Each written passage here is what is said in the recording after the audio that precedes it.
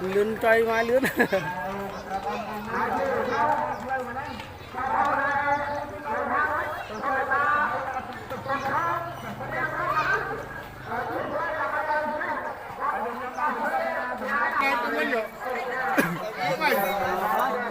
ê ê lươn ăn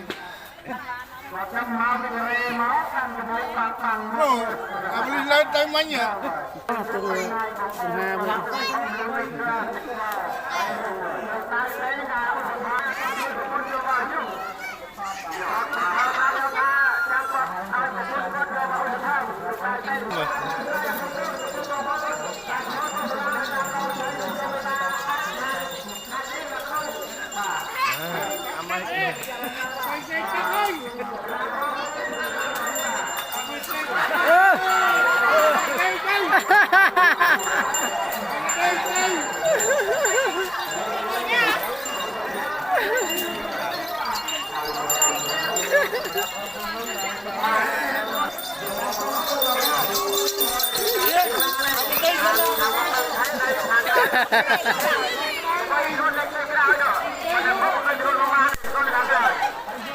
Anh Hà bây giờ mau kịch menang. Anh Hà đi đâu?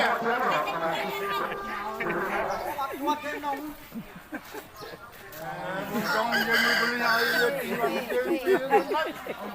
bukan dia bawa apa nama? Cuap ada.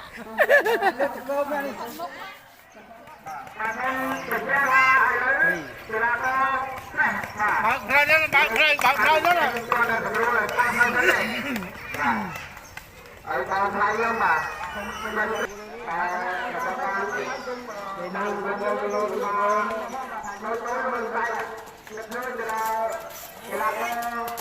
Đằng kia nha, nuôi không mà không.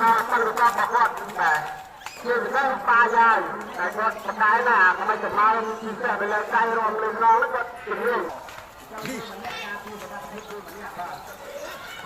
Anh tin sâu. Anh đi đến cái bao bao này tôi ra để ăn lách của nó, không người ta phải hết.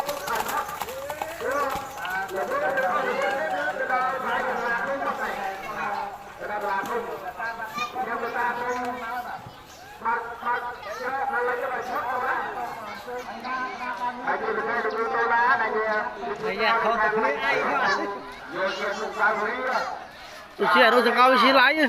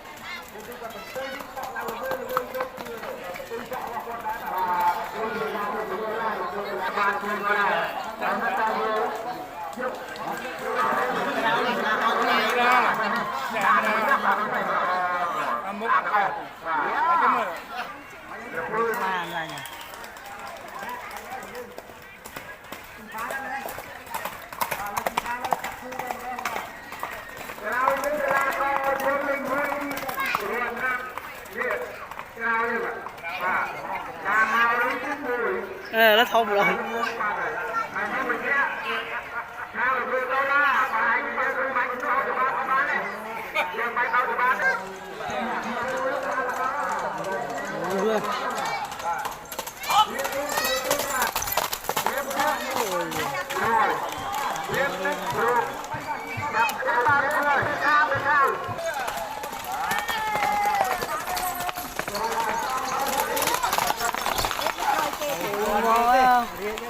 có đây Có gì ấy nhỉ?